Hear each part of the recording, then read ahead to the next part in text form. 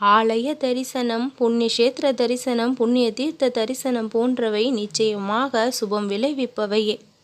மகாத்மாக்களின் பாத துளி பவித்திரமானவை என்பதில் சந்தேகமே இல்லை. அப்படிப்பட்ட யாத்திரைகள் எத்தனையோ செய்த பொழுதிலும் ஜீவன் புனிதமடைவது இல்லை. அதற்கு காரணம் ஜீவனா கஷேத்திரங்களா? சம்பங்கி மலர் அதன் பரிமளத்தை எப்பொழுதும் இழப்பது இல்லை. பரிமளத்தை உணர்கின்ற மூக்கில் குறை இருந்தால் சம்பங்கி மலர் என்ன செய்ய முடியும்?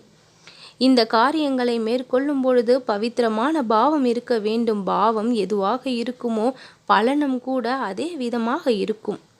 கண்கள் என்னை பார்த்து கொண்டு மனம் எங்கேயோ அலைந்து கொண்டிருந்தால் என் தரிசனத்தின் பலன் எப்படி கிடைக்கும்? சிவன் ஜீவனில் கலந்தே இருக்கும். ஜீவன் தனக்கு தானாகவே சபல சித்தனாய் தூரமாகிக் கொண்டிருக்கின்றான். மனம் சபலமடைவதால் காரிய சித்தி எப்படி உண்டாகும்?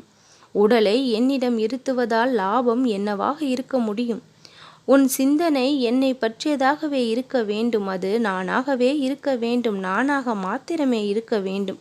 அப்பொழுது உனக்கு சுபம் உண்டாகும்.